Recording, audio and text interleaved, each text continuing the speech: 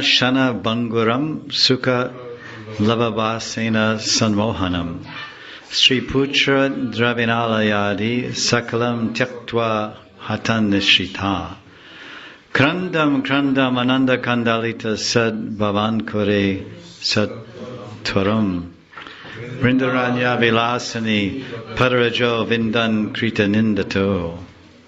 Translation. This is a very frightening translation for many listeners in the audience. Our Tyagi Sadhu, our Premi Bhakta, Srila Saraswati Pad is giving us a directive here which no one will really appreciate too much, but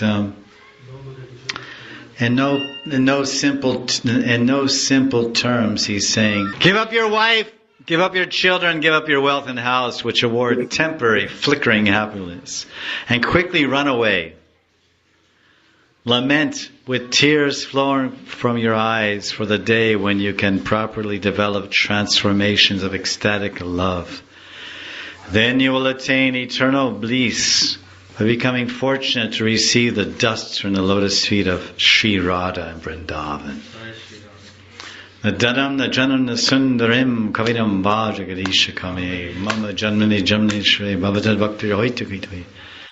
So this is, if you want this, you have to do that. If you want this, you have to give that. If you want this house, you have to give these rupees. You have to pay to fulfill your wants. So how much do we want to achieve? The dust of Radha's feet.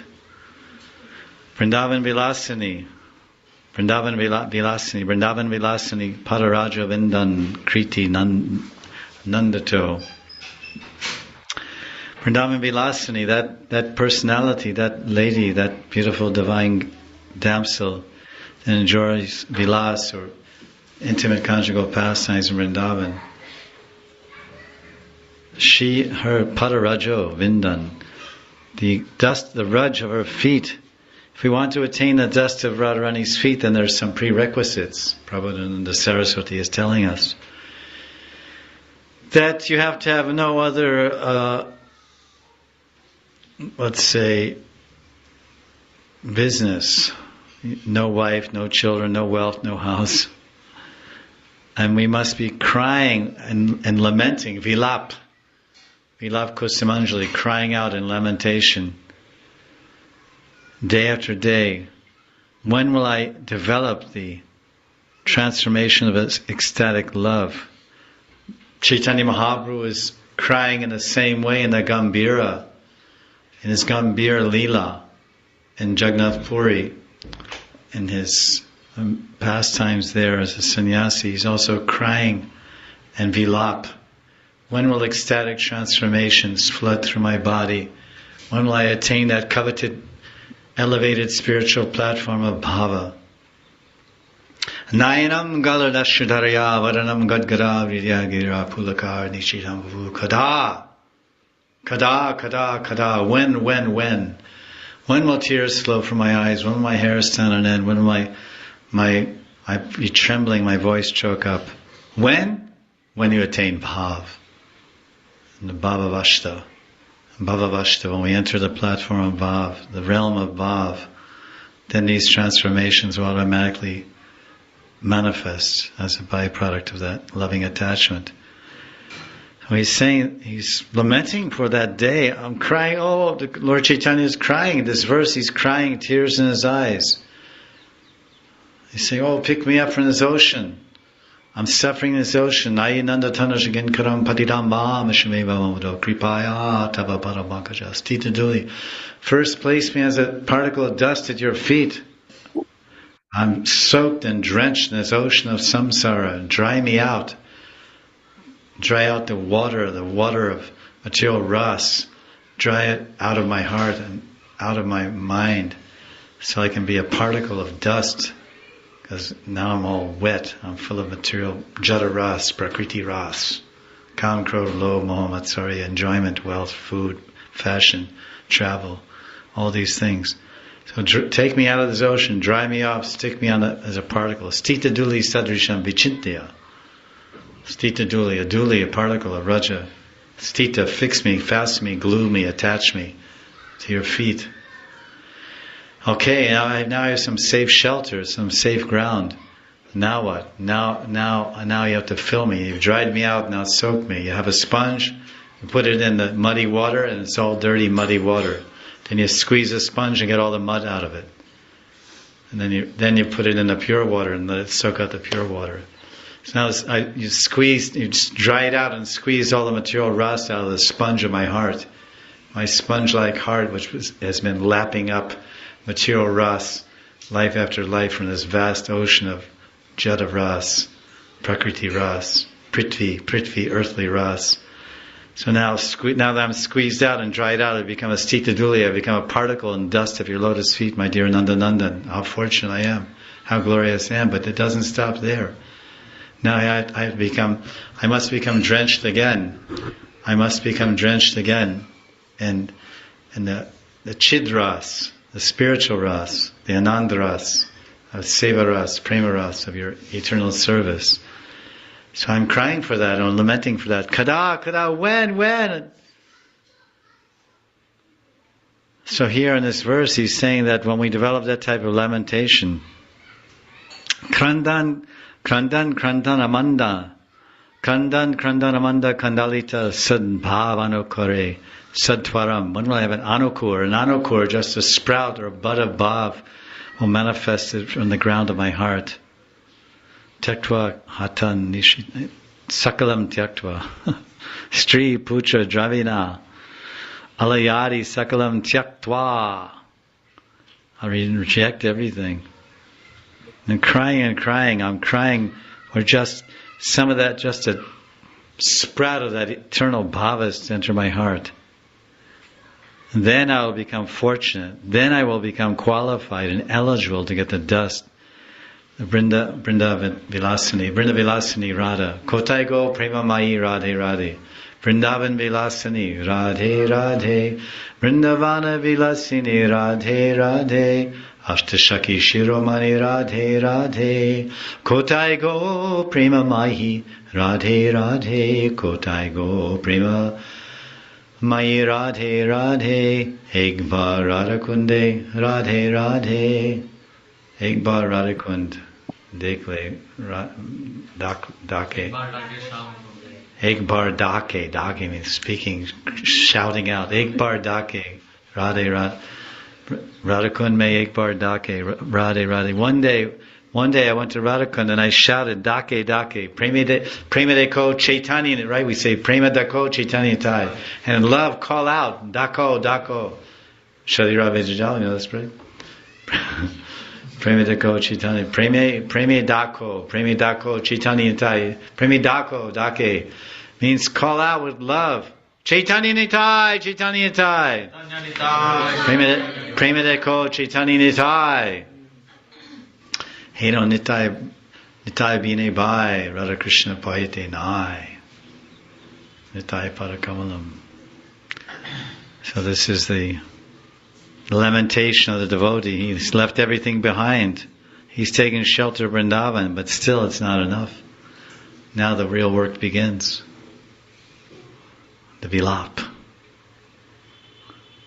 He enters the ocean of Vilap. He leaves the ocean of Bhava Sagar, and enters the Vilap Sindhu, ocean of lamentation. Oh, where are you, Krishna? Hey Radhe Brajadevi Ke Chalalite Hey Nanda Sunakuta Shigo Vardhana Kalpa Parabatale Kalindi Vanye Kuta Goshanta Viti Sarvato Vrajapure Ke Dhar Mahavivalo Vival Mahavivalo Vande Rupa Sanatano Rugi Go Sri Jiva Gopala Go Echai Gosai Kori Charanan Vandanya Hoite Vignana Abhishta Puran.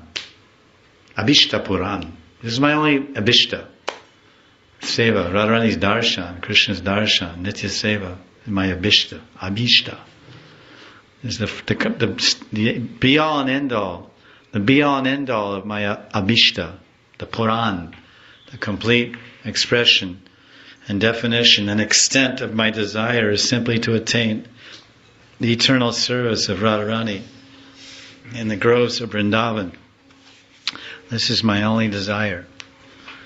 So this is the mood This is the mood of Saraswati Padi, which is he's trying to inject into the hearts of his readers and listeners. Catch up this mood, catch up this feeling, catch up this bhav. Shastra bhav, acharya bhav, rasa bhav. This is rasa, this is literatures. So we have another translation. Vehemently renouncing wife, children, wealth, home, and all the rest, which present an illusion of momentary happiness, although they are ultimately sources of pain, crying and crying in his body, displaying symptoms of ecstasy. A fortunate person, finding the dust of the feet of the playful queen of Vrindavan forest, becomes filled with transcendental bliss. That's definitely a fortunate person. A fortunate person who finds the dust. Vindan Kriti Nandato. He finds the dust of the lotus feet of Radharani. That dust is not so cheap to attain. Uddhava Mahashaya is trying to find that dust also. So he's taken up a position. Just like if you want to get splashed by the waves of the ocean, you have to take up a position along the shoreline. That's a likely place to get splashed by the waves of the ocean. If you're sitting in the middle of the ocean, you won't get splashed by a wave. You have to go to the shoreline, the tata. So you stay there, and the wave goes boom, and then it'll splash on you. So he thought, well, a good place to get splashed, a good place to situate myself in order to get splashed by the Gopi Raj, the Brajavadu Raj, the dust to the feet of the young married brides of Vrindavan is Kusum Sarovar, because they come there every day at 10:30 to pick flowers for Sham. For his Madhyan Leela. So many Leelas. The plethora of Leelas that occur in Radhakund, Ban Bihar and Jalkeli and Pashakela and Vamshi Chori and so many, and Madhupan Leela, many Leelas are here, and so many garlands are needed before the bath, after prasanam, before prasanam, after Rati Keli, before. So they need lots of flowers, lots of garlands. They go through lots of garlands. So the gopis go there, they go to Kusum Sarovar. So Uddhava said, I want to collect that dust. I want to be the fortunate recipient of the dust of Radharani's feet. So he's taken up his position there as a Gomalata Oshadinam, as a creeper or lata, begging and praying for that fortune to receive the dust of the feet of Vrindavan Vilasini. So we're in the Parampara Uddhava. We're in the lamentation Parampara. Vilap Parampara. Prem Vilap Parampara. We've come to Vrindavan like Uddhav, and he's taken the form of Gomalata. We've taken the form of monkey and dogs. We've come as monkeys and dogs and pigs, disguised as human beings. We're actually monkeys, dogs, and pigs in this disguise of a human being. And we're trying to posit ourselves and position ourselves in such a way that we can also get dust. The dust of the dust of the dust of the Gomalata Raj. After the dust falls from Vrindavan Vilasini's feet on Uddhava, then maybe that wind will blow those leaves on that Gomalata. Then when the wind blows the leaves on the Gomalata, it will fall on us when we run by in our pig body, doing what they do in the fields over there. Then we'll get some of that dust in that way, vicarious Brajaraj contact. So this is, certainly this is what we should beg for. Coming to Vrindavan means begging for this. Begging for the fortune to attain the dust of the feet of the playful queen of Vrindavan, Vrindavan Vilasini. A fortunate person who finds that dust of Vrindavan Vilasini's feet, he will become filled with bliss. Finding the dust of the feet of Radharani means finding Radharani. Because to see the dust of the feet of Radharani means that you have Leela Drishti. You actually see the Leela. And after the Leela, after you don't see the Leela, then you see the dust of the Leela, the footprints. And so this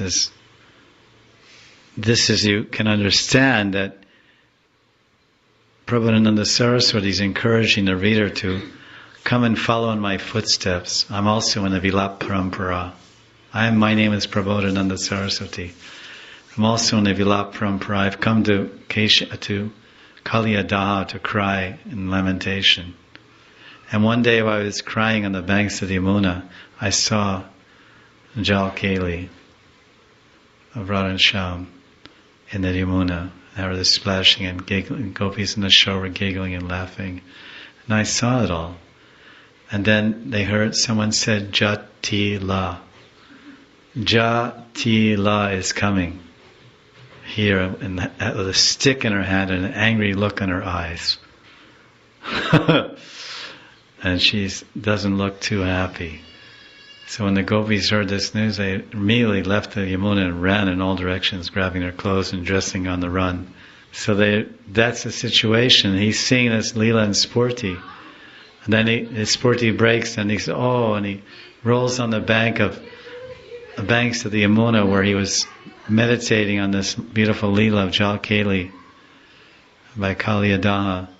And then when his tears finally dried up and he could see something, because his eyes were so drenched and soaked with tears he couldn't even see the Yamuna after coming out of his antar chitta, internal consciousness. So when his tears finally dried up and he could see something of his surroundings, he glanced at the ground. He said, Gauri, Swamini, Shama. He saw the footprints of Radharani. So that's what he's writing in this verse.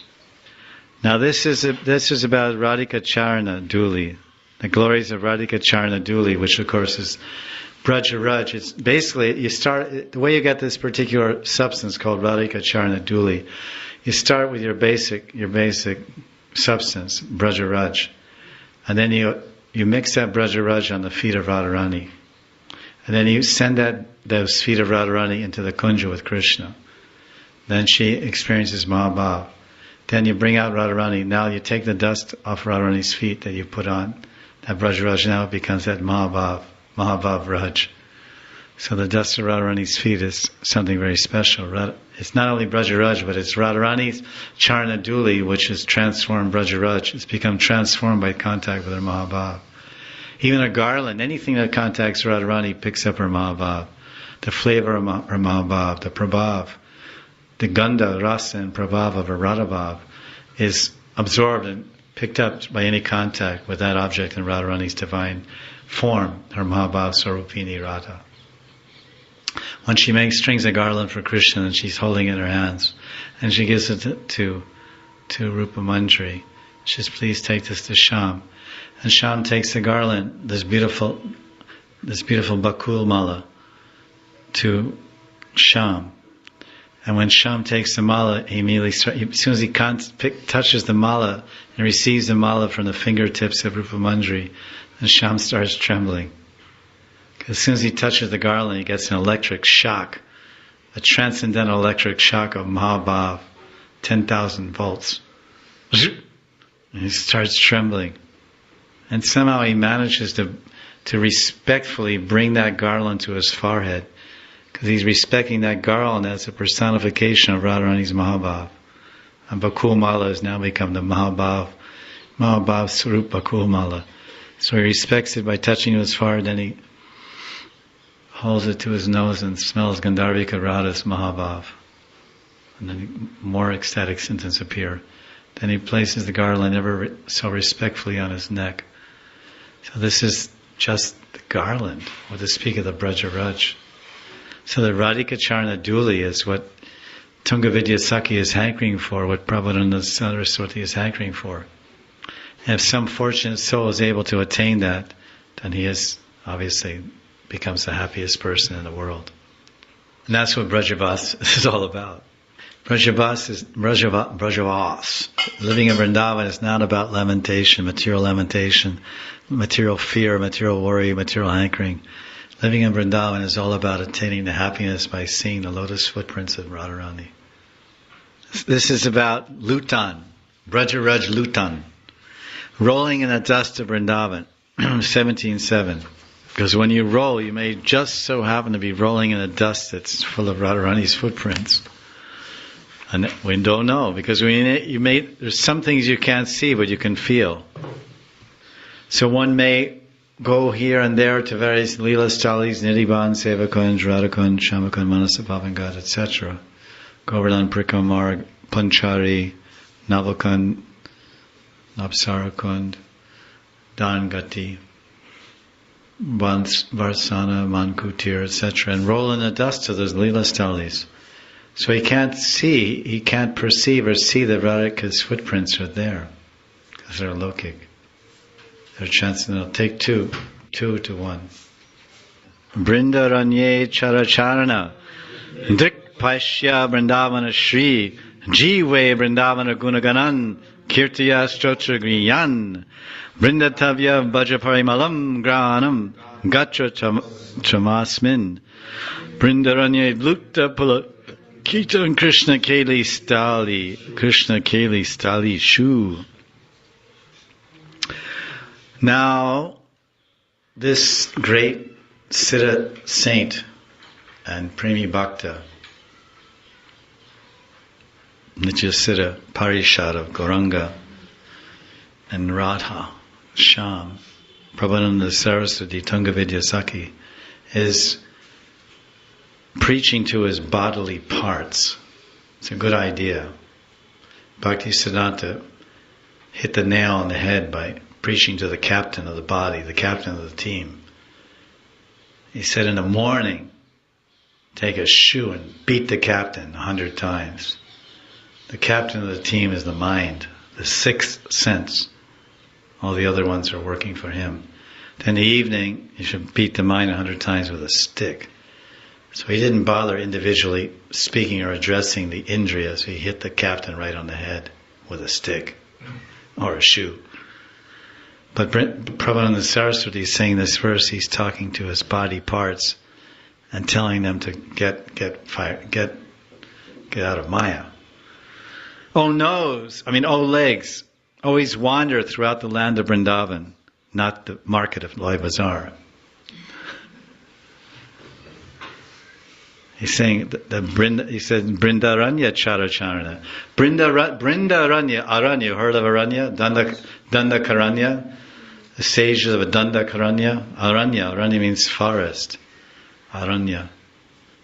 So he's saying Brindaranya Charana. Charana, Chala, Charana. Your feet should wander through the forest of Vrindavan, not the sari shops in Loy Bazaar. Oh, eyes. So drik means drik Pashya Vrindavana Shri Vrindavan. Oh, eyes. Oh, we see the unparalleled beauty of Vrindavan. Oh, tongue, Jiva, Vrindavan Guna Ganan Kirtaya. Always sing the glories of Vrindavan to your full satisfaction. Guna Ganan Kirtiya Shotra Griyana. Oh, ears, give up everything nonsense. Cricket kata. You know cricket kata? Yes. Movie kata, cricket kata, fashion kata, food kata, Maya kata. Maya Nagari Samachar. Did you hear the good news from Maya Nagari? Bombay is Maya Nagari. You hear the Pandits here, they say, oh, you're from Maya Nagari. Say, I'm from Mumbai. Oh, wow, you're from Maya Nagari. Oh, wow, you're from Maya Nagari. Oh, nose, abandon desires for smelling insignificant objects and become fresh in the atmosphere of Vrindavan. Oh, body, soothe yourself. Body means, sense of touch.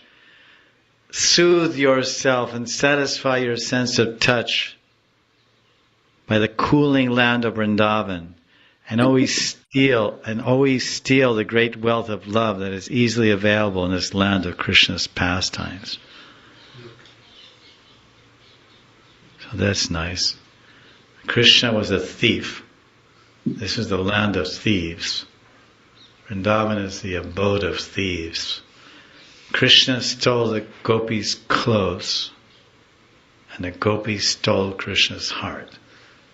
So tit for tat. Krishna stole the gopis' yogurt, and the gopis stole Krishna's heart. The gopas stole Krishna's ball and threw it in the Yamuna. And Krishna stole the gopas' hearts. Krishna stole the Nagapatni's cholis and jewels. He took off, says in Brihad Bhagavatamrita, he took their cholis. They were folding their hands. The Nagapatnis, wives of Kaliya, they were petitioning and supplicating Krishna. They're saying, please forgive our husband. Now he's becoming submissive. He's giving up his aggressive, not violent attitude. Please forgive him. Previously we wish you would kill him, but now forgive him. He's surrendered his soul at your feet. He's literally under your feet, getting pulverized and smashed down to bits. And then please take these jewels from our Naga treasury, or snake treasury of jewels. We collected from the heads of all the snakes my husband beat up. And he beat up somebody, he'd take off their rings, smack him up and take off his ruby ring. So Kaliya Baba, Snake Kaliya, he went out and beat up all these other snakes. He did, he's a big bruiser. He beat up all these other snakes. And then he got the spoils of war. When a king defeats a kingdom, he takes all the gold and diamonds and jewels and all this stuff from the king's treasury. It's his treasury now. He's a victorious king. So Kaliya Baba, he beat up all these other kings. Other snake kings, and he took the jewels out their head. Hey, well, give me that jewel. He took all the rubies, diamonds, and gave it to his wife, like every husband does. He gets his money, gives it to his wife. So he got those jewels and gave them to his wife, and she locked him in her treasury and made necklaces and rings and all kinds of things. So they were like really good-looking snake queens.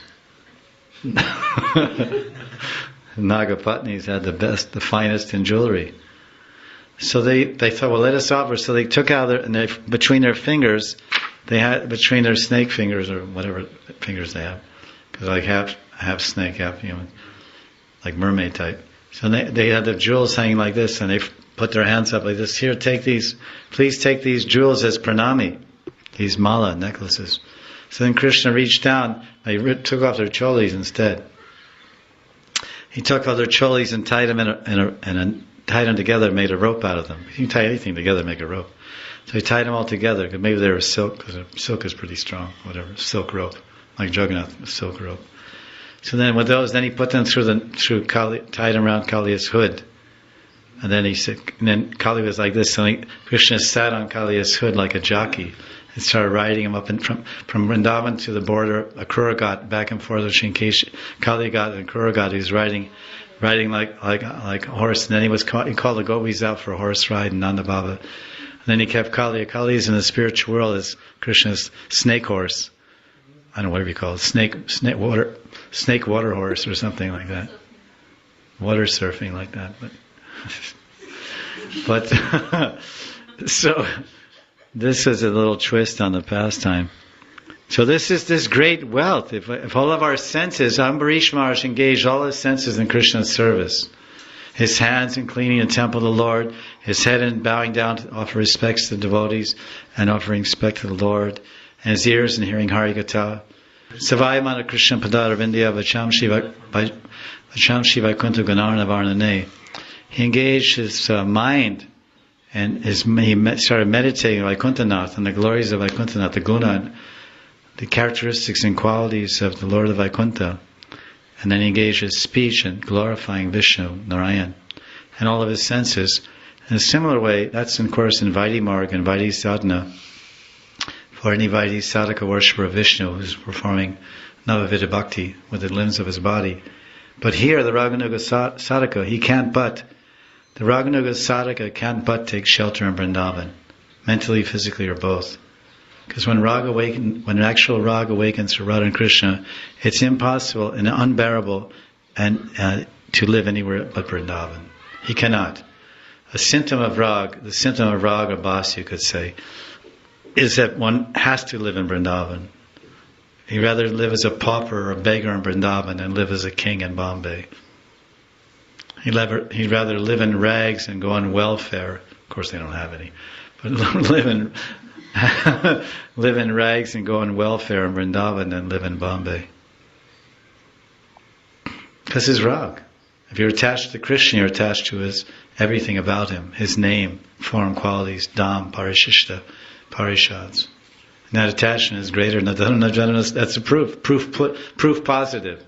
What is proof positive of Nadana Janana Sundaram? Then Ruchi Abhas, okay, it's Ruchi Abhas because we're still in an art and liberty. But it comes in different levels. It's not all black and white. It's like the rainbow. Shraddha Prema is just like the infrared color spectrum. The color spectrum passing through a prism. At the lowest vibration infrared and then ultraviolet. The lowest vibration of light waves is infrared and the highest vibration of light waves is ultraviolet. And according to the vibratory pattern and the angle of light coming from the sun through the prism, it gives a different color from infrared to ultraviolet. Red, orange, yellow, green, blue, purple, like this, violet. You must have all seen rainbow color spectrum. So the color spectrum of devotional perfection from Shraddha Prema is like that. Yellow, it's like an artha nivritti. It's not just an artha nivritti. An artha nivritti, boing, now I'm nishta. No, it's nishta plus an artha nivritti, and there's some ruchi. There's overlapping of all. It's ruchi's coming into an artha nivritti, but it has this extreme abhas of ruchi. Then it becomes shuddha ruchi, and it's like this. Then at ruchi, some asakti is coming, and it's like this. It's how acharyas explain it. And it's natural, it's logical also, a reasonable experience in the same way. And Vaidhi sadhana, this is a verse, but the Raganuga sadhaka has such rag that he must live in Vrindavan. So now he's addressing the Raganuga sadhaka here in verse 7 and 17. He's telling this is what the Raganuga sadhaka living in Vrindavan does. He wanders from Lila Stali to Lila Stali, right? Paribrajak. He's a Paribrajak, but in Brajadam, because he's Bhajananandi. And a Paribrajak who's a Goshinandi, he wanders through the 7 continents, preaching Vrindavan Tattva, Rasa Tattva, Krishna consciousness. So he's a Paribrajak, he's wandering in Vrindavan. This Trasi Kosh Parikama, Giriraj Parikama, Varsana Parikama, Govardhan Parikama, Nidhivan Parikama. And then so he's telling, legs and nose and everything, so it's all dovetailed. And why is he here? He's here to soothe his body, comfort his senses, relax, purify his senses, and ultimately he's here to what? To steal something. To steal from the treasury of Vrindavan. The treasury of Vrindavan is a treasury of prema. And he's come here to steal love. He can always steal the great wealth of love that is easily available in the land of Krishna's pastimes. Keli Stali. Krishna Keli Stali, the interesting name for Vrindavan. Krishna Keli Stali. Lut Pulakitam. Vrindaranya Lut. So this is his idea. The translation here. Now we'll hear another translation. You'll see quite a difference here also. That is 17:7. O feet, please walk in Vrindavan. O eyes, please gaze at the beauty of Vrindavan. O tongue, please praise Vrindavan's glories. O ears, please always hear them. O nose, please smell Vrindavan's sweet fragrance. You can imagine when you have your colony, Kishori colony. When you're stuck up on the present dot of a second, and you forget the vast, unlimited expanse of the future, then you get really small-minded. When you think of Kishori colony and so many flowers everywhere, filling the whole colony with beautiful fragrances and flowering trees. When neem trees flowers are very fragrant, extremely fragrant, and then kadamba trees. And when you go into Vrindavan Parikama, kadamba is a very fast-growing tree. With good water and good soil, it grows very fast. In 4 years, you have flowers, and fragrance. and then so many around the houses would be so many roses and mogra and champak and parijat. It's like I'm sleeping on the veranda, and every other month a different flower is blossoming in the garden. And some are night blossoming and some are day blossoming. And parijat is actually night blossoming flower, that orange tip one. It blossoms at night, so that Krishna can wear parijat garlands in the rasa dance.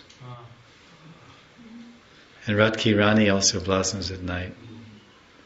And Madhumalati, that red one.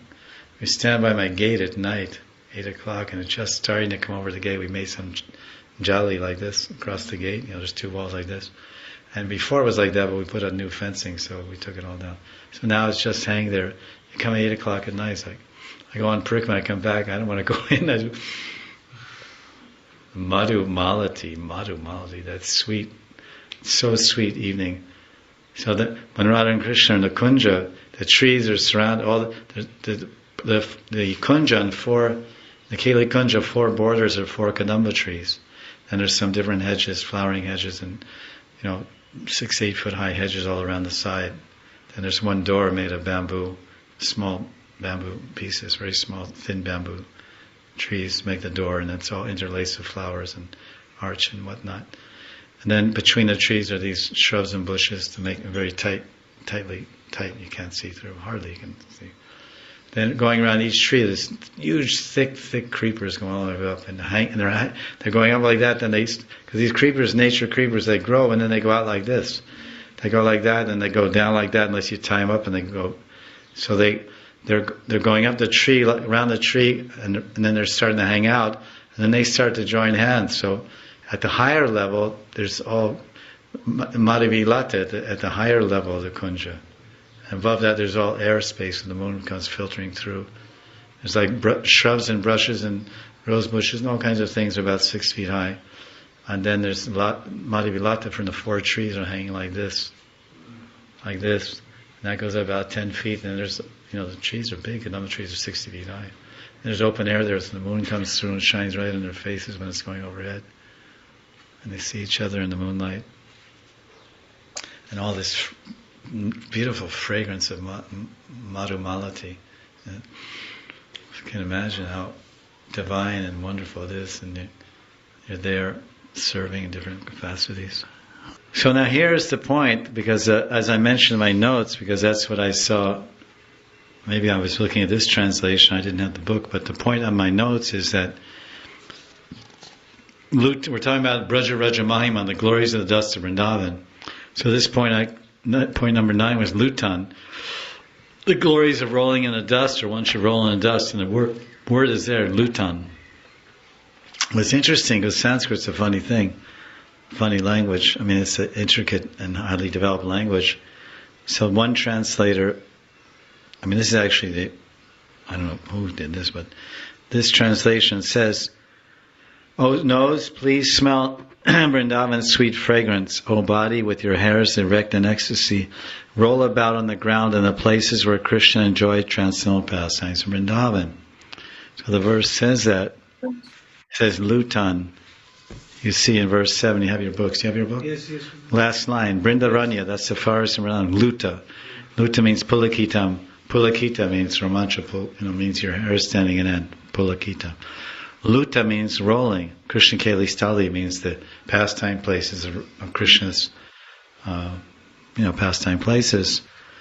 Your hair standing in, which means you're in bhava, roll around those places. So that's the correct translation. But the word luta also means to loot. Interestingly enough, the English word loot, L-O-O-T, means to steal, to rob, to rip off. So that's loot means luta.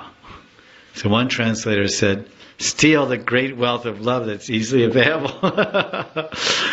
The one translator said it means roll around in the dust of Vrindavan, and that's the meaning I took. It's a glorification of the dust of Vrindavan. And the other translator took it that we should steal the prem. Beg, borrow, or steal. It's kind of a transcendental form of Charvak Muni's philosophy. Beg, borrow, or steal, eat food cooked in ghee. So Prabhupada is saying, beg, borrow, or steal, somehow get that prema in Vrindavan, even if you have to steal it. Krishna was stealing. Now, because who was the first love thief? Who's the first love thief in Vrindavan? Krishna. What's your evidence? You're accusing Krishna as being a love thief. Now, what's your evidence? The first love thief in Vrindavan was Krishna, Makanchor, because he stole the butter that the gopis churned from their hearts. They were churning their hearts, and it came out, the milk of their hearts turned into butter, and they churned it, and churned that milk into butter, and then Krishna came and stole that butter, which was the symbolic, solidified form of their love. So he was the first one who came to Vrindavan to steal love, the great wealth of love. So following his footsteps, we should also steal the great wealth of love that's easily available in this land of Krishna's pastimes. The Brajaraj is actually a lankar. It's a special ornament. The dust of Vrindavan is a special ornament, an alankar. And that's in Sataka 11:37. And we'll discuss that tomorrow by the grace of the Lord. Vrindavan Mahima Amrita Ki Jai. Discussing Brajaraj Mahima. And this last entry is, or two entries, 11:37. Sataka 11, verse 37. Verse about the proper decoration for the body. This is the right thing to decorate the body with. The perfect decoration, the perfect jewelry, the perfect ornamentation, the perfect necklace, the perfect ring, the perfect bracelet, perfect choker, perfect ankle bells, kangan, bracelets, waist belts. This is the perfect. Prabhupada Saraswati said this is the perfect decoration. Text 37. Ahamatya buddho bodhya buddho yuyam tu pandita manitas tu param vrindavana dulyeva me tanu. I am extremely foolish and devoid of any intelligence, abuddho, whereas you are all learned, Buddh. Yet my only prayer is that my body may be covered with the dust of Vrindavan. Van dulyeva me tanu. Tanu. Me tanu. My tanu, my body. Maybe Vrindavan. Vrindavan duli. So he's saying, oh yes sir, you're very intelligent. And I'm a fool. I am extremely foolish. Ati abud. Buddhi means intelligence, wise. Buddh, wise, intelligent. And abud means devoid of intelligence, devoid of wisdom, a fool, a murk. So he's not just a fool or a murk, he's an ati abud. Really, number one fool. Big fool. But on one level, he's posing himself like a foolish and devoid of any intelligence. And he says, you're all pundits. You're all Brijvasi pundits and learned scholars and gyanis. And I'm simply a humble resident of Vrindavan, living on the banks of the Yamuna at Kaliyadaha, under the Kadamba tree. I'm a very foolish person. But I know I only know one thing, that the perfection of my life is to be covered with the Brajaduli. That's all I know. So that's all, the most intelligent devotee of Krishna, that's all he knows also. After studying so much and realizing so much that Uddhava Mahashaya was such a greatly learned Pandit Brahmin, Parishad of the Lord, he was so intelligent as a young man that he was enrolled in a school of the demigods, although he was a child of the earth. He went to the heavenly planets, to the abode of the school of Brihaspati.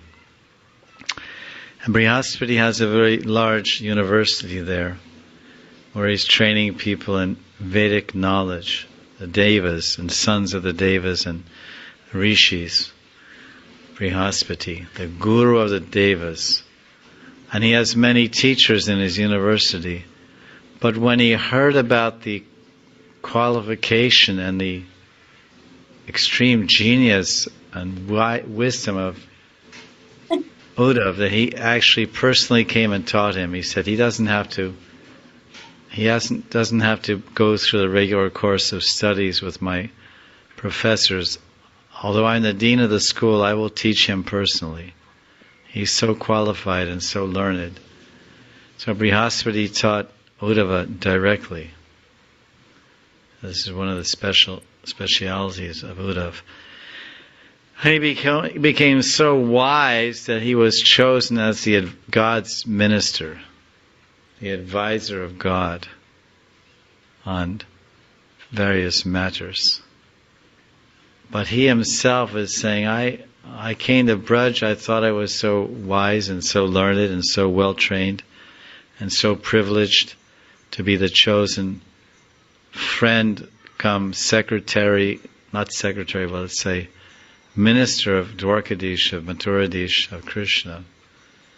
But after being in Braj for several months and seeing the wisdom of these Brijbasi cowherd men, these Abhira, the Abhiragan, the Abhira class of Vaishyas or the cowherd people, the tenders of the animals, the Pashupals of Vrindavan, who are generally not considered to be very astute or learned pundits by any means.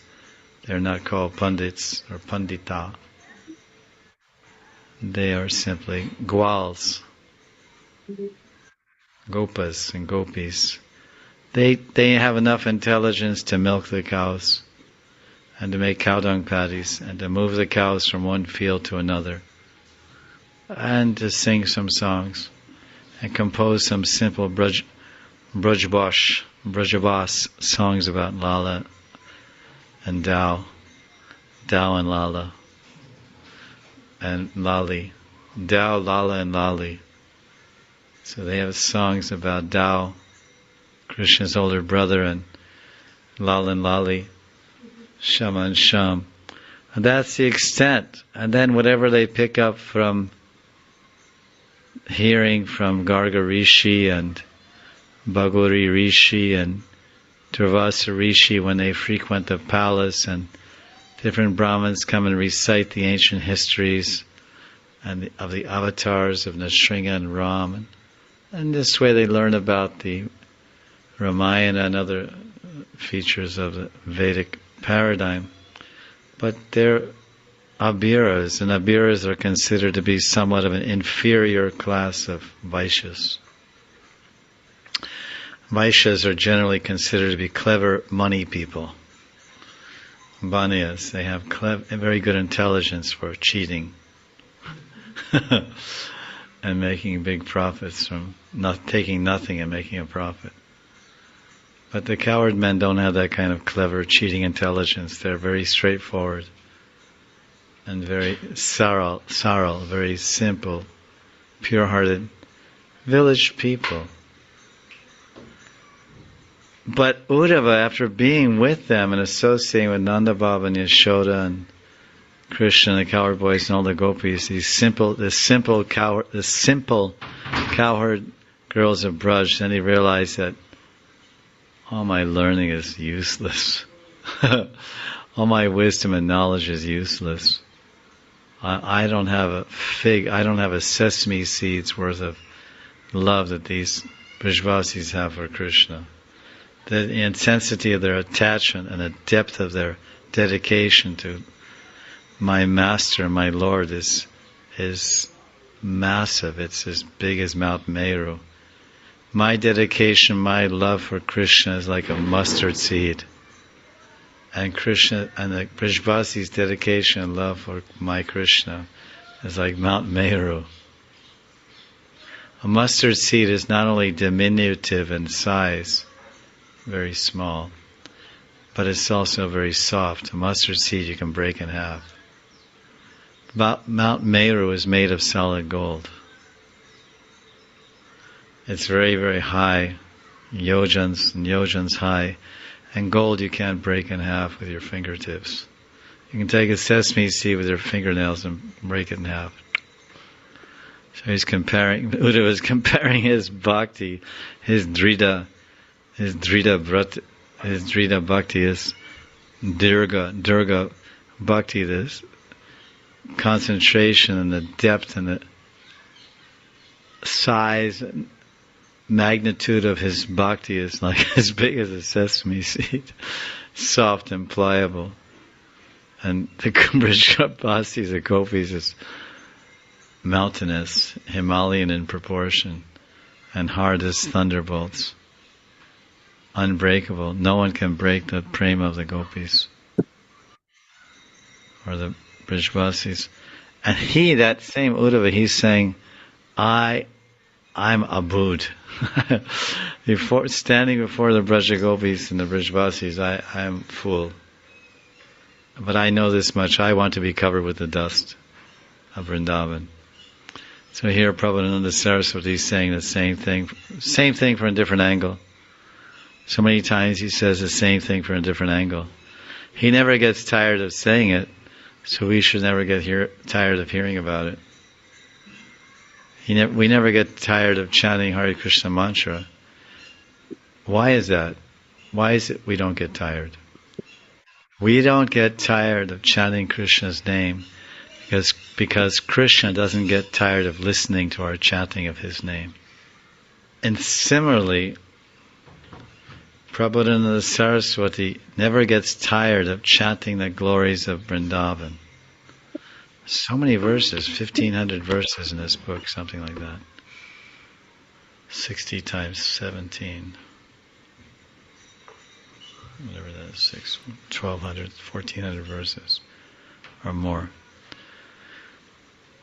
Prabhupada Saraswati, Sunga Vidya Saki, never gets tired of chanting the glories of Vrindavan, the Mahima, the nectarian glories of Vrindavan, Vrindavan Mahimamrita. She never gets tired of chanting, and we never get tired of hearing and chanting, Shravanam and Kirtanam. We've read this book alone ourselves several times, and now we're going through it a little systematically. As I mentioned, the first time we studied this book was 1990, 89 or 90, about 20 some years ago. And we extracted many gems from this mine, this Mahimamrita Kani mine of jewels, and we published those in our Appreciating Vrindavan Dham book.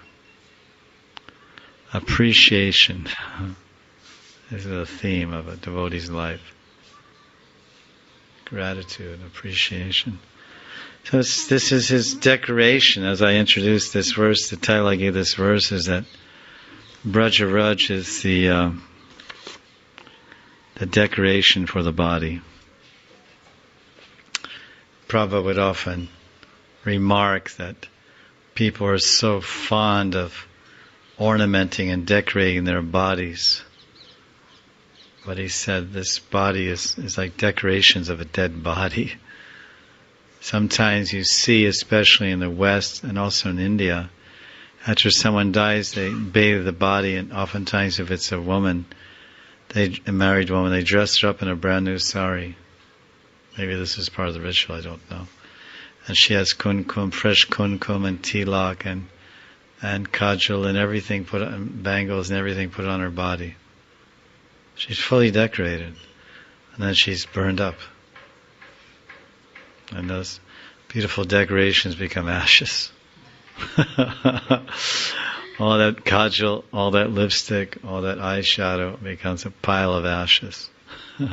To be cast across the waters, cast across the Ganga, to mix in the watery depths of the Ganga, never to be seen again. Dust thou art, and dust thou shall become. Christians say, dust thou art. This body is made of dust, which means material elements, bhuta, pancha bhuta, and after we're burned up again, it goes back to the elements. The air of the body merges with the air of the fire, and the ether of the body merges with the ethers, and the waters of the body merge with the earth, and all of it gets merged into the fire at the time of cremation, Shamsan. Dust thou art, and dust thou shalt become. So in between the dust, when you're not dust, in the in-between stage, when you're not dust and you're still somewhat embodied, then the embodied soul who's waiting to pass from dust to dust, he should realize his eternal, essential nature and unite with God in the spiritual kingdom through devotional practices. So one way to attain that unity with God, or that union with God, and that Param Gati is, dust thou eat, and prem thy shall attain. So it's quite apropos to our discussion. If one eats the dust of Vrindavan, he will attain prem, and he will attain a Satchidananda Rupam, Siddhadeha, which is a prem body, prem deha, ananda deha, aladni deha. So this dust is powerful. So we don't want to decorate our dead bodies, our living dead bodies, or dead. We have living dead bodies and dead bodies. What is a living dead body? A living dead body is a dead body with a jiva inside. And a dead body is a dead body. A dead body is a body where the living jiva is left, the jiva, atma. So in life or in death, we don't want all these artificial decorations. But we definitely want to decorate our hearts and minds and bodies with the dust of Vrindavan. So this is the proper decoration for the human being. To be dusted with the Charna Dhuli from Krishna's feet. This is a perfection. Or the feet of the great devotees, the Shuddha Bhaktas. Bhakta Padaduli, Bhakta Padajal, Bhakta Avashishta, Bhakta Avashishta, Teen Mahabal. The Duli, the Padaduli, Bhakta Padaduli, Bhagavan Padaduli, Radha Padaduli, Shakti Padaduli, Bhakta Padaduli, Bhagavan Padaduli.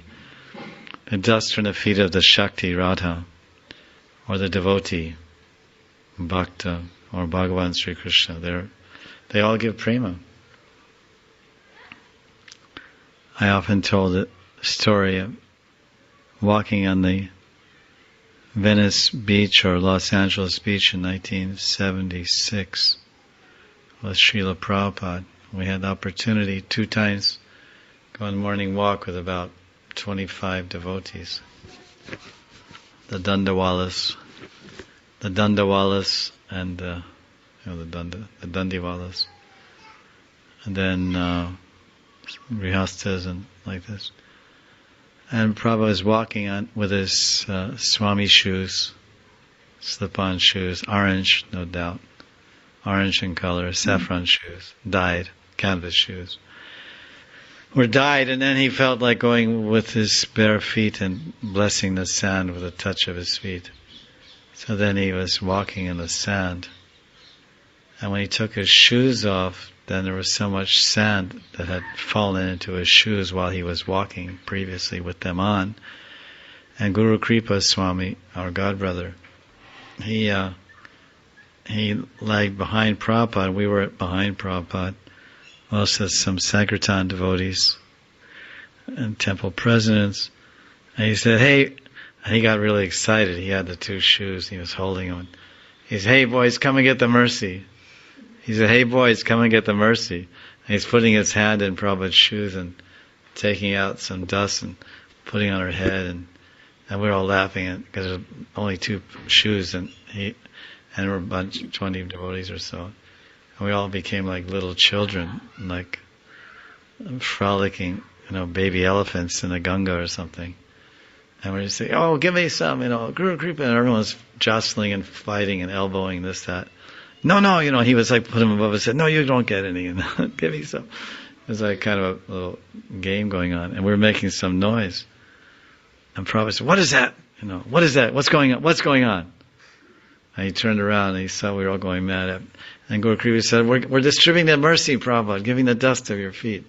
And he looked at everybody and just smiled. And it turned around and I think Hari Sari said, be quiet or something like that. So he just looked and what's going on? And we're getting the dust. That's what's going on.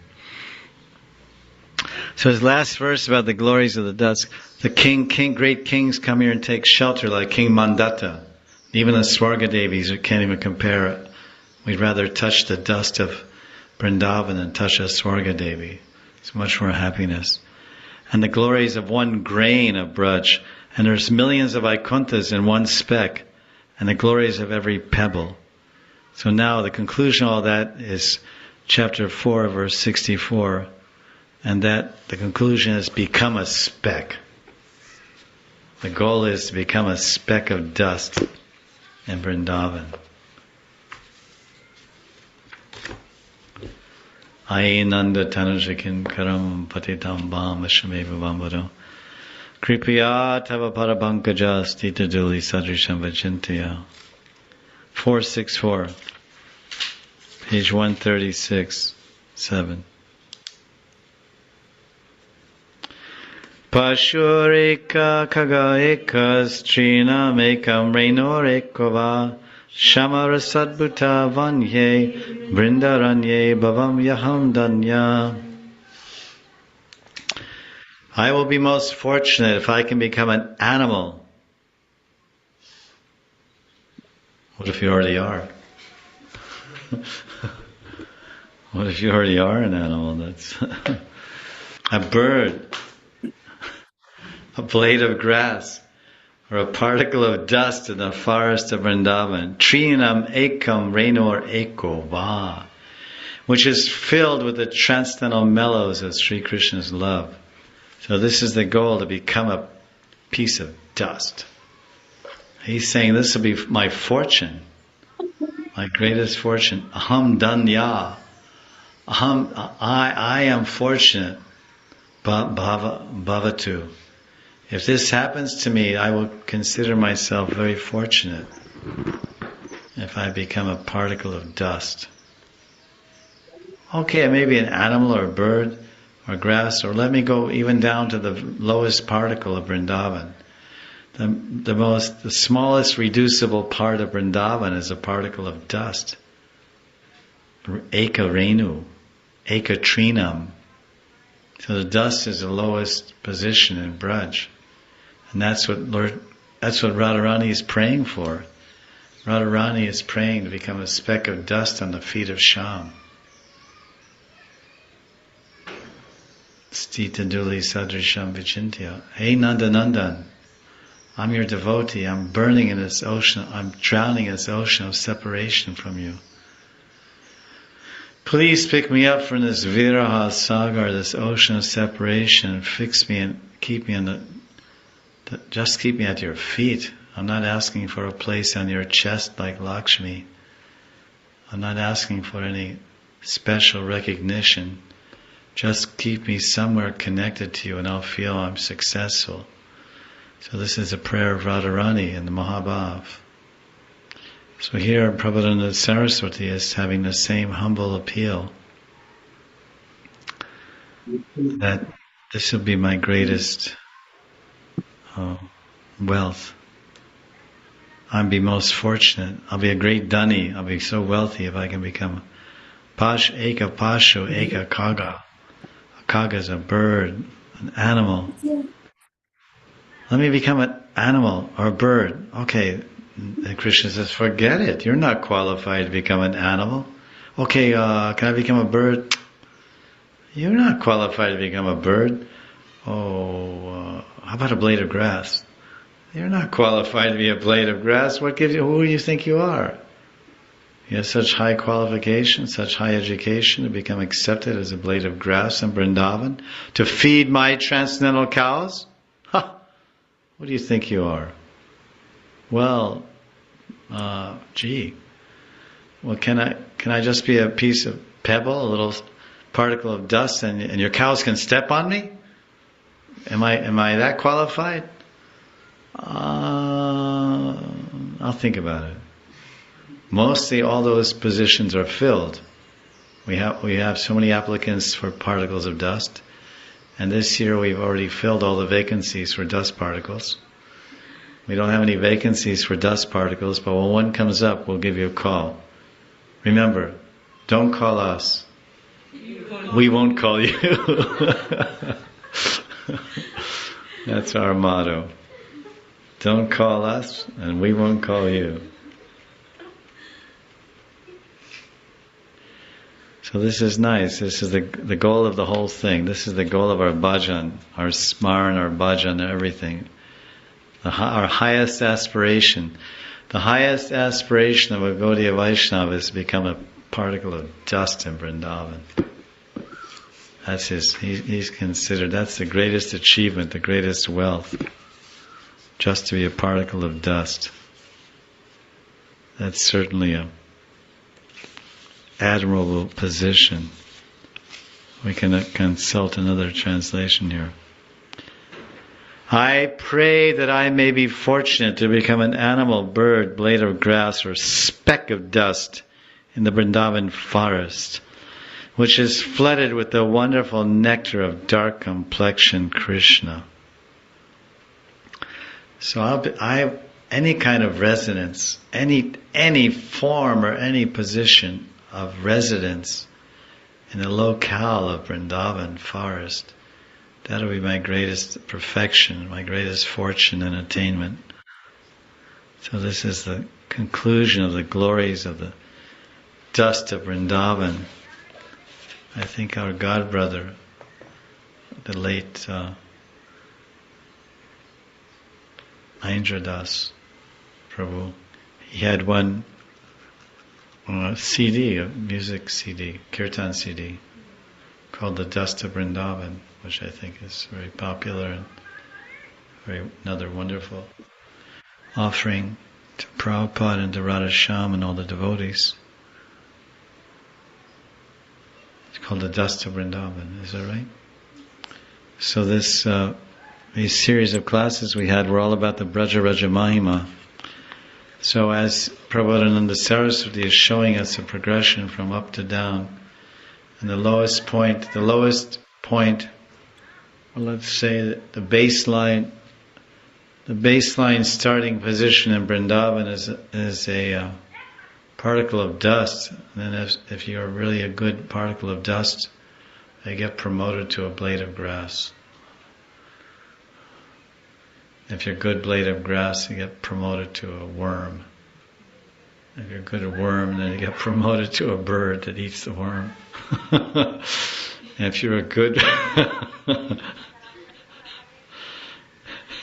bird, you get promoted to a cat, an animal that eats the bird. If you're a good cat, then you get promoted to a bigger animal, tiger that eats the cat. And if you're a good tiger, you get promoted to be born as a panda.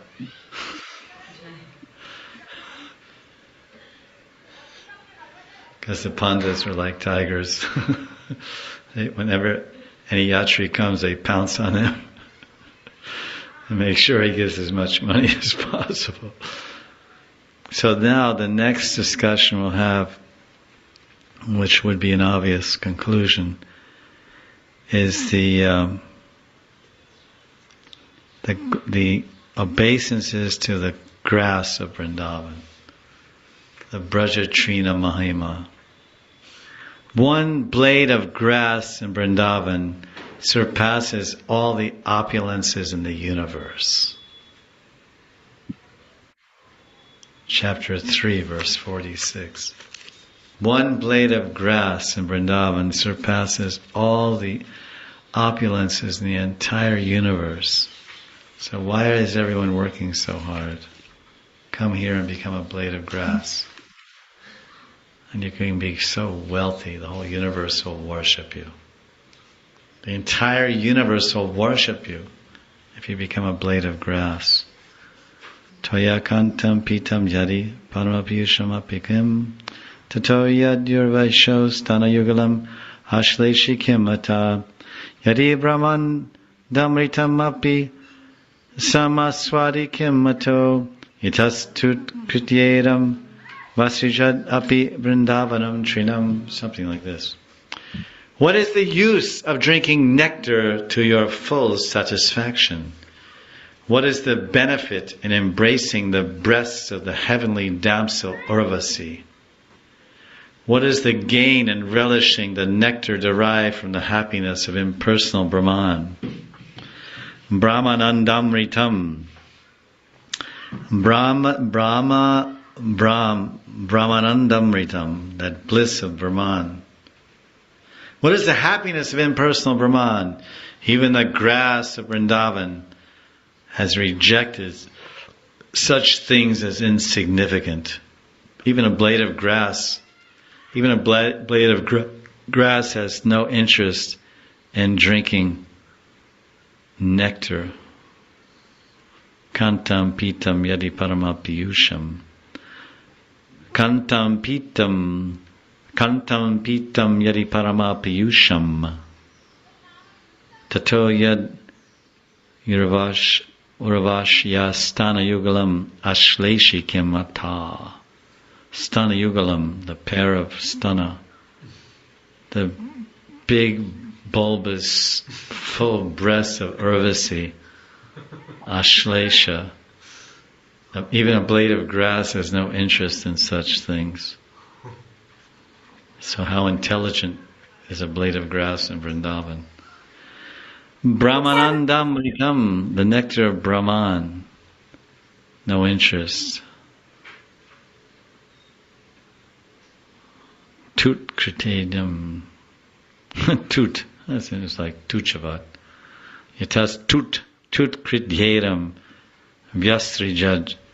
The Trina, the Vrindavan grass, has rejected such things, and not only rejected, but spit on such things as insignificant. Tut kritedam vyastrijad.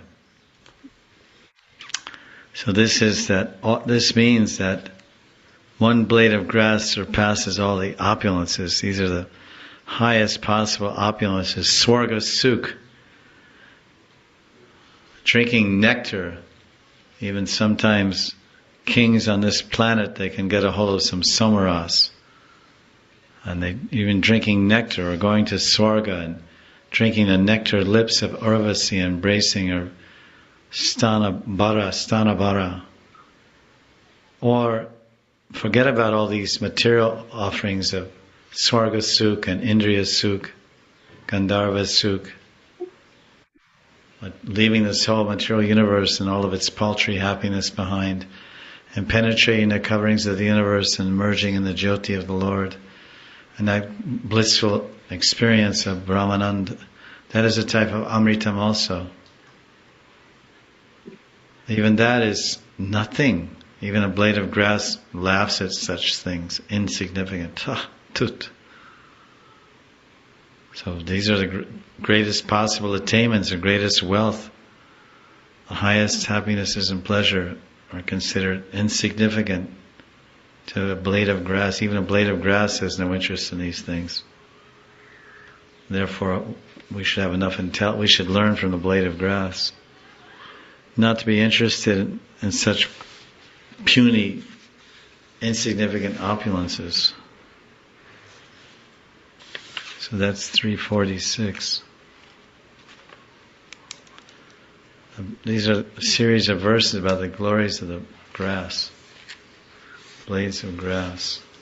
If you drink the sweetest nectar up to your neck, then what is that? If you embrace the breasts of Urvasi, then what is that? Apikim, atakim, atokim. What is that? What is that? Drinking nectar up to your neck. What is that? Embracing the full breasts of Urvasi. What is that?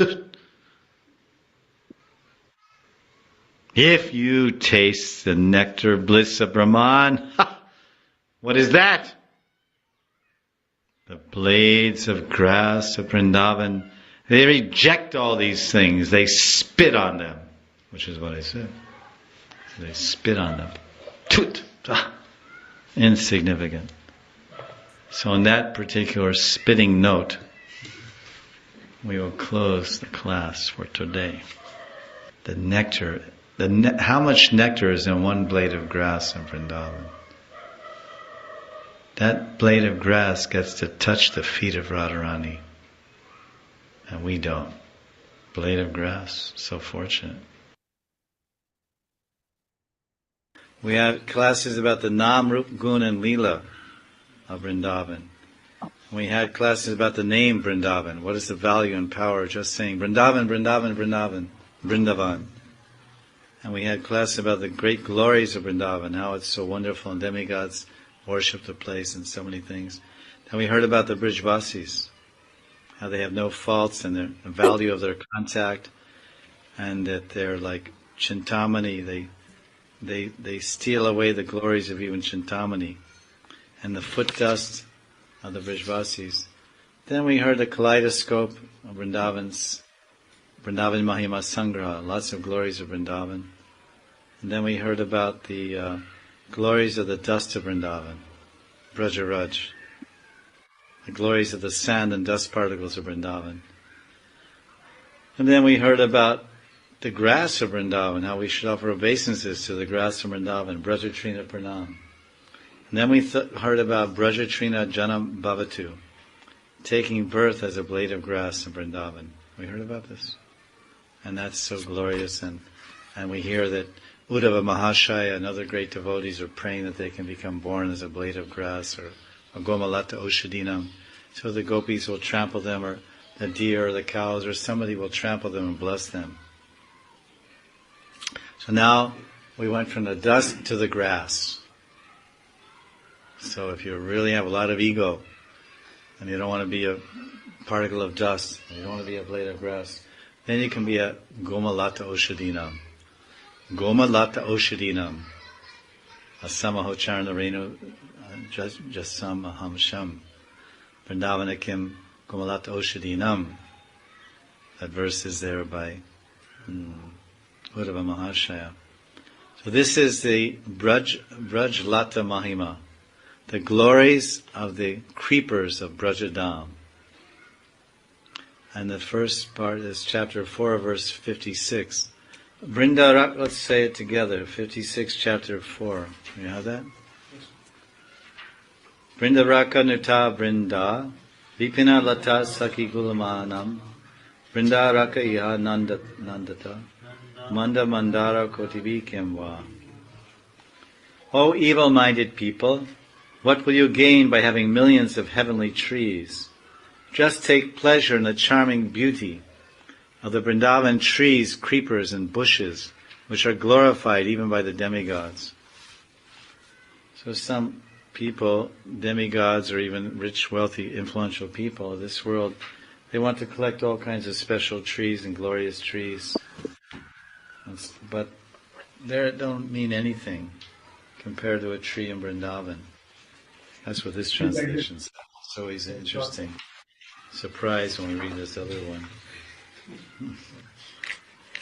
Maybe you already have the surprise in front of you. Sattva 4. So always the whole idea of this book is comparing and contrasting. This is how you can get an understanding of reality. Neti. It is this, it's not that. Compare and contrast. This is what it is, this is what it isn't. Because they say, there's a form of logic, I believe, in order to know what something is, you have to also first study what it isn't. What isn't Krishna Bhakti? So there's a whole discussion with Dhira Damodara.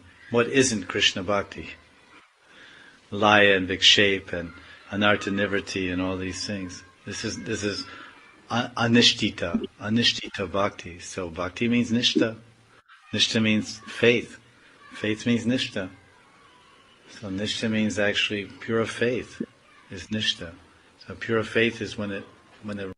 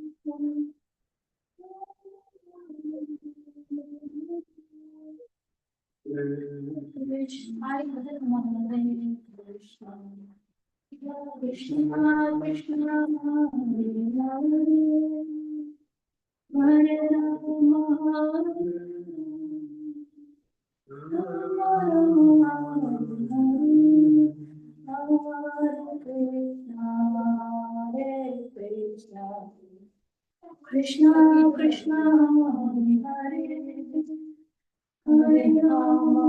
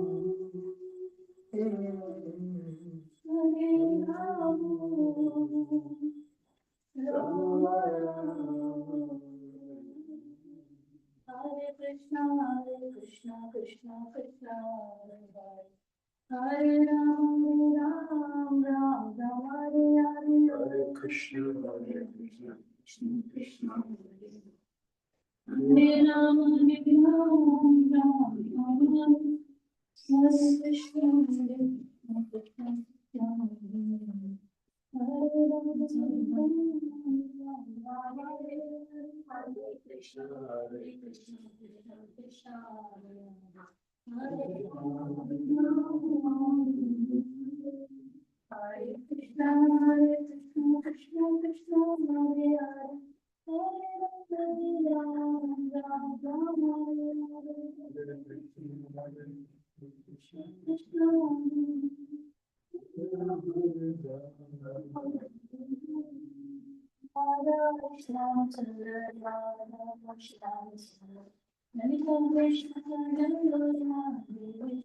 Hare Ram Ram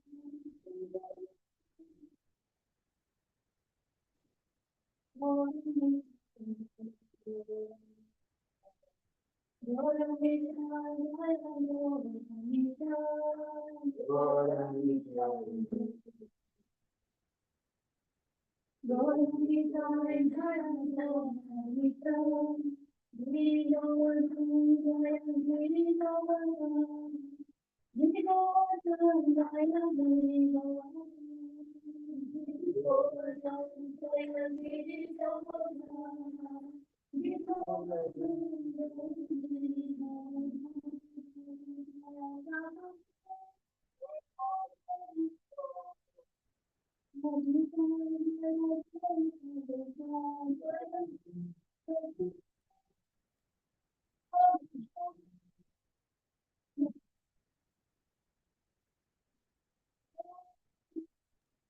Krishna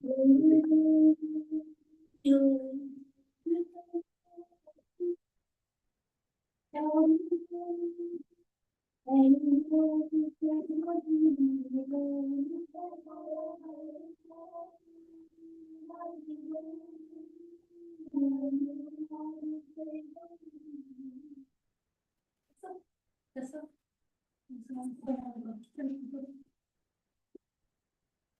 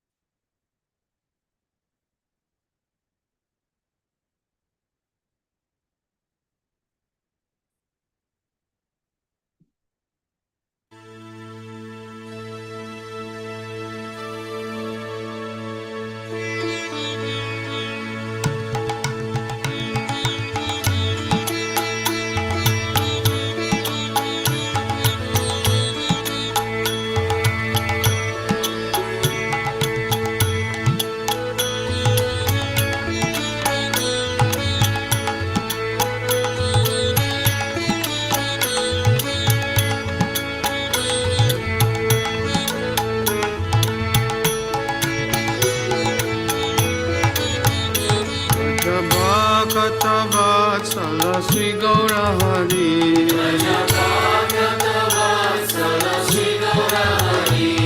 Vajabhakata Vatsala Sri Gaura Hari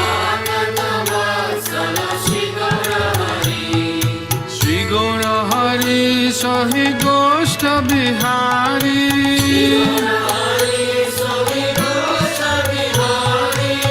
Nanda Jasomati Chita Hari Dhira Damodara Ishaye Kana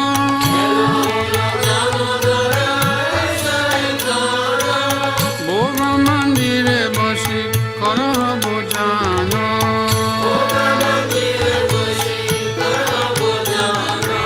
Nandirani Deshi Bashi Giri Baradari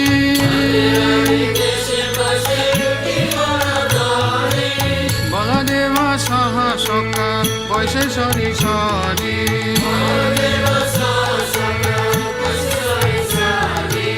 Shukta Shakhadi Vaji Lalita Kushmanda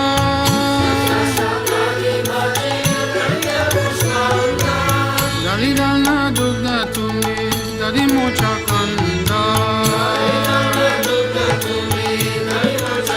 Buddha Bora Mash Boda Rotika Britana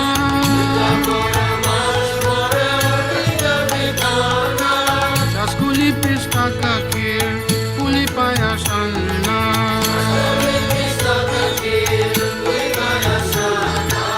Kapura Amrita Keli Ramba Kirashara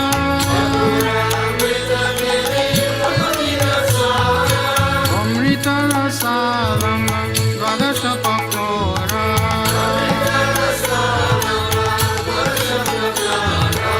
Luci Sinisar Puri Ladu Rasa Bali Bhojana Korena Krishna Hoye Kutuhali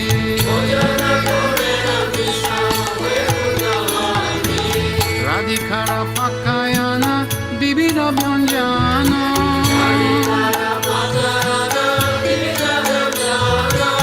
Paramayanande Krishna Korena Bhojana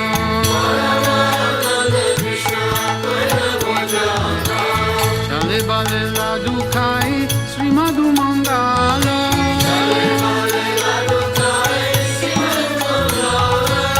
Bagala Bajayara Deya Hari Bolo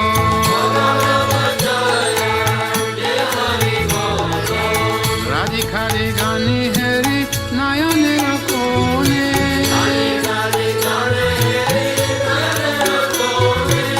Ripta Hoye Kai Krishna Jasoda Bhavani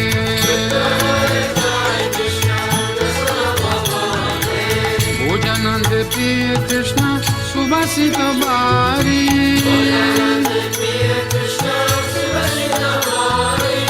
Sabe Mukha Prakaloy Hore Sari Sari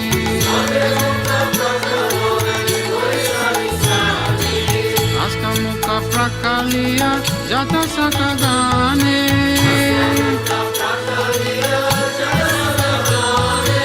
Anande Vishrama Kore Baladeva Sane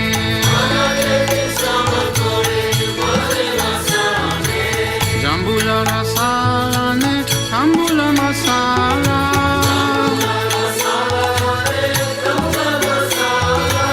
Tahake Krishna Chandra Suke Nidradela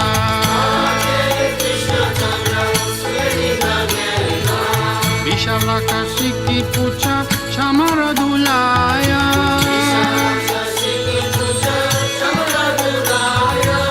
Apurva Sayaya Krishna Suke Nirayaya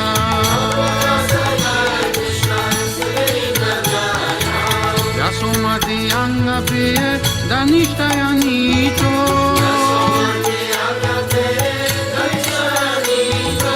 Sri Krishna Prasad Radha Unje Hoye Prito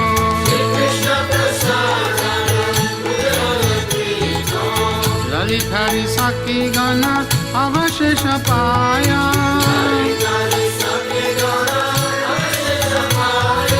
मने मने सुखे राधा कृष्ण गुण गाया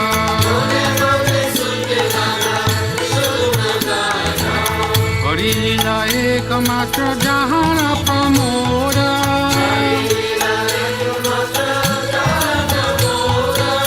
भोगारती गाय ठाकुर भक्ति विनोदा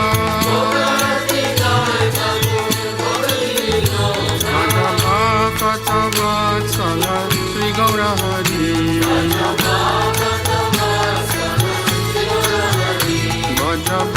कथा वत्सल श्री गौर हरि श्री गौर हरि सहि गोष्ठ बिहारी श्री गौर हरि सहि गोष्ठ बिहारी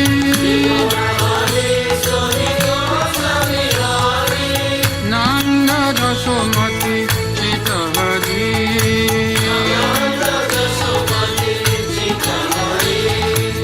नंद जसोमती चित हरि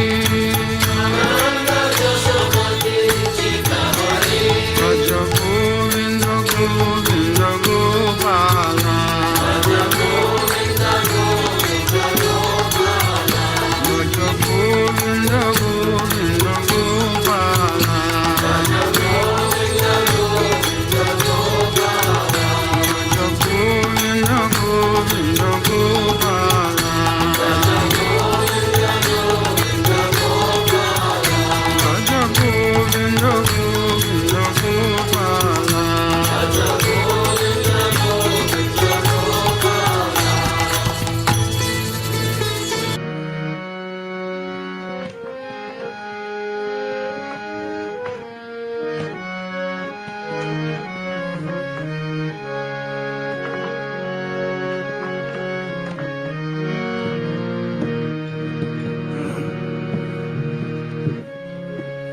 ब्रज जन प्रियतम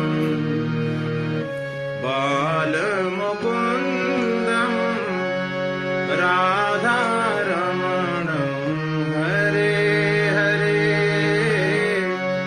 राधा रमण हरे हरे